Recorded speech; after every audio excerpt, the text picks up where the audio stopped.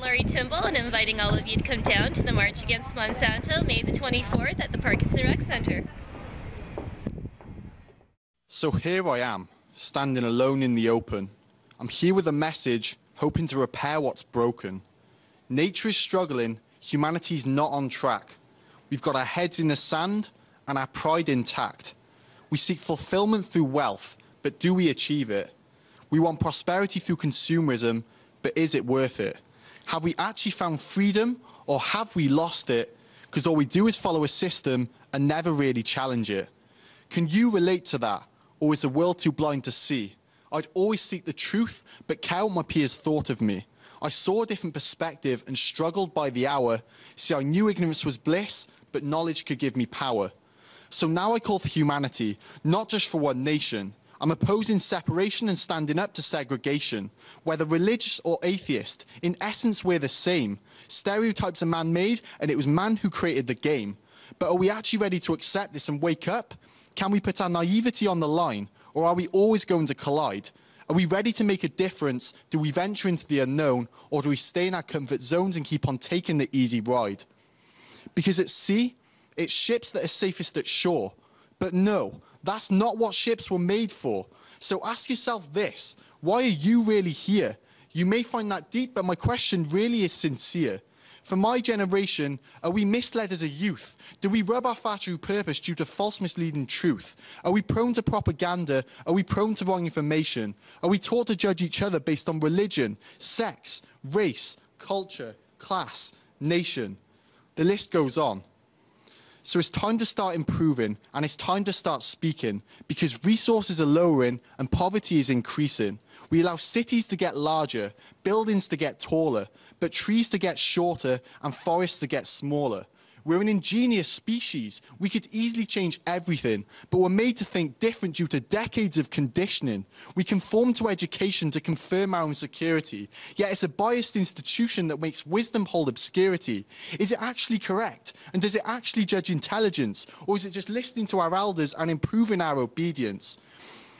Are possessions an illusion of worth? Are we tricked in our thinking? Are we trying to buy wholeness, and are we trying to buy meaning? Do they always give joy? Do they distract us from reality? Do they determine our identity, and do they alter our morality? I mean, what are our goals? This really isn't a joke. Can happiness be superficial and our routine a hoax? Do we live for the wrong things whilst the right things choke? Is mainstream TV legit, or can it dictate our attractions? Does it actually bring us together, or does it separate us into factions? We categorize each other via a social hierarchy, but status is made by humans, so who really are we? Is ego destroying eco? Are the real problems disguised? Do we really know the truth, or does our society feed us lies? Are we actually filling our voids, and does money hold any true weight?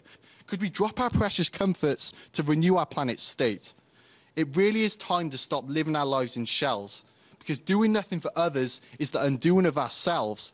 We're all from the same source, so let's see it for what it's worth. We only have one home, and that home is planet Earth. Efforts to renew our planet's state.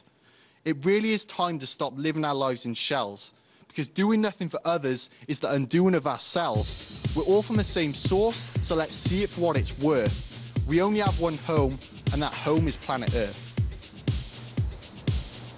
Hi there, I'm Darren Howard. And I am Robert Nisbet. You're tuned into Video Radio, an alternative look in an independent way at what's going on the planet and exactly what they're not reporting in mainstream media. But there are some people out there who care, like the previous gentleman, Jamie Dumont, who's using his art to spread the message that we need to work together as human beings. Yeah, working together. Something that banks and governments seem to be allergic to, causing divisions and causing poverty being what they're all about. We are about solutions to those problems being created. Now, a lot of people use exploitation. They talk about exploitation of resources to grow the economy. But what we're not talking about is natural capital, the cost of doing business as usual. Yeah. Check this clip out about why we should be talking about natural capital. No matter what ails us, the answer from our politicians, bankers, corporations, and their lackey media is to grow the economy. They all do it. The people profiting most from our current system use grow the economy as a prescription for everything. Our media propagates it, and we all end up brainwashed into thinking that, why yes, we do need to keep making, buying, and consuming crap to grow the economy, otherwise the world will end. It's like we're told to bow down to the god of economy because it's the only thing that will save us from certain doom. Luckily, some people are starting to realize that the economy has gone beyond a means to secure and exchange goods into the realm of the absurd. Gretchen Daly at Stanford is the head of an initiative called Natural Capital, which seeks to quantify our natural resources as a variable to be considered in the economy at large. So like, when we're thinking about spending money on a giant new oil drilling ship to go dig into the bottom of the ocean, we also consider the effect it has on the fish and the water and the Earth's crust that we're screwing. With the concept of natural capital, resources like water, trees, food, and quality air have as much important value as a stupid dollar bill. So that's great. But in the US, we're obviously very far away from injecting natural resources into the economic equation. That's because the people who built the current economic model are the ones still profiting from it. But it doesn't have to be this way. It just doesn't. The truth is, society could operate in many other ways. The concept of natural capital is at least a step in the right direction. But personally, I won't be happy until we stop focusing on capital in general, and until we realize that we're growing the economy into a monster so big it's about to eat the entire planet. Okay, so natural capital is just a different way to calculate things. Right now, they're trying to base things on an imaginary system called fractional reserve lending and fiat currency, and this would be a good alternative. But they're not taking into account the cost to humanity, the cost to our environment. Yeah, and that's exactly what we're talking about right now, the fact that banks have put value on everything, understanding nothing about what things are worth. Our future is worth more than the temporary profits made by 1% of the population. However, I am encouraged by the way people are waking up. The fact that even 8-year-olds are waking up and realizing that they are all connected to their friends, their classmates, and people around the world is just warms my heart. You know, this story, this comes up here. If you ever think that you cannot make a difference, I want you to watch this clip about 14 times. When 8-year-old Caden Tapalis of Challenger Elementary School in Howell, Michigan noticed that some of his classmates were having to do without a substantial lunch, he wanted to do something about it. It turns out that at his school, like many others in this country, a student's lunch is paid for by their parents through a sort of checking account. When the account hits a negative balance, the student is not allowed to get a standard hot lunch, but a single cheese sandwich, some milk, and maybe a piece of fruit, for which their negative account balance is then charged again. Now, for most working class parents already struggling, the simple act of getting the account out of a negative balance can be impossible, leaving their children without a substantial lunch. Caden figured out a way to help both the parents and his fellow students and began collecting donations and turning in cans and bottles to raise $64, which bought 150 lunches for free for needy students. But he didn't stop there. Caden and his mom used the publicity to expand the fundraising effort, which has now raised over $10,000 and continues to grow.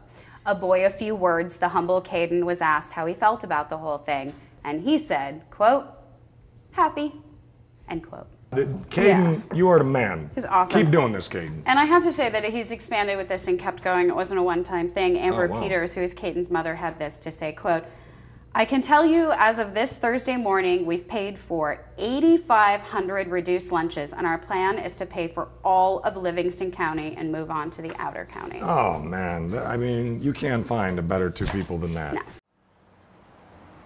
So that brings us up to what we can do. What we can do is get together, start creating networks, start talking about what solutions there are out there that are being ignored by banks and government right now. That's right. There's so many innovations in banking and capital investment, in environmental reforms, and in technology. You know, the things that are out there that we talk about each and every Sunday right here in Kelowna, as long as the weather's hanging out and we have the ability to do it, we're going to be gathering downtown at City Park, at Carey Park, or at the sales, and we're going to be talking about the innovations and hope, the one thing that seems to be missing in all of mainstream media. And we will continue to report on the global wave of action that's happening. The Occupy movement is coming out again to show people that there is a different way and we can be the change. And remember, when we're downtown and we're exercising our free speech rights, we're not there to protest. We're part of the process of adding intellect and action together and creating something that's viable for the future. I am Darren Howard. And I am Robert Nisbet. Please stay tuned. We've got a lot more specials coming up. We have documentaries on the way called Warriors and Thieves. Freeloaders is on the way. And we're currently in production of some very interesting innovations that are happening here locally. Yeah, check out our municipal sustainability project and get informed. Thanks for tuning in. We'll be back after this lack of messages. Sometimes it's pretty surprising, but also understandable given how we live in cities. Children don't really know about where their food comes from. They've never really had the chance before, most of them, to realize that link between growing food yourself and cooking. But they also don't know about things like composting, how food waste can be used in other ways. Okay. Today's Live Better event is about teaching young people about sustainability, getting them to experience different activities to help them think about their ideas and their thoughts and feelings really on food waste. The young people will be trying everything from cooking to working in the garden and looking about the process of food waste. They really find it amazing that we can grow food in things like skips and other materials that we've reused in different ways. It's normally used for dumping rubbish in. We've transformed it into a garden. One of the things that we're teaching the children as well is about using as much of the food that you have, so not wasting what you've got. Kids are often squeamish. When they come into the kitchen, I ask them to wash mud off a potato or use something that's slightly old or past its best, but I can show them that it can still be made into something really tasty and delicious and nutritious. We've been making bread pudding. When fruit goes off, you can make a smoothie with it, or with the vegetables, you could put it in a stew or something like that. If they're wasting food, then they're throwing money away as well. It's like that. They are. We've got wormery here. We use it as compost and we make sure that that goes back into what we're growing. So the food that comes from the kitchen, the food waste comes in this like skip, and we have literally thousands of worms. This is actually worm pea. We take this precious worm tea and we mix it with water and we water the plants and all the planters that we have in our 12-meter polytunnels. I thought to myself that nature is quite fascinating sometimes because there's some stuff that you don't usually find. It opened my mind so you can use different things I never expected to.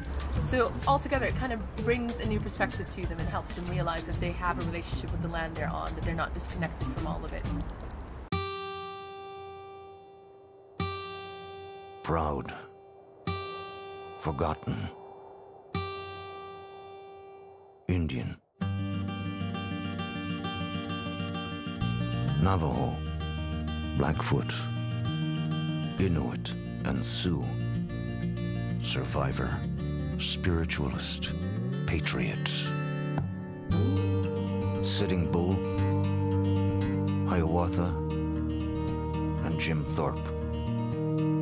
Mother, father, son, daughter, chief.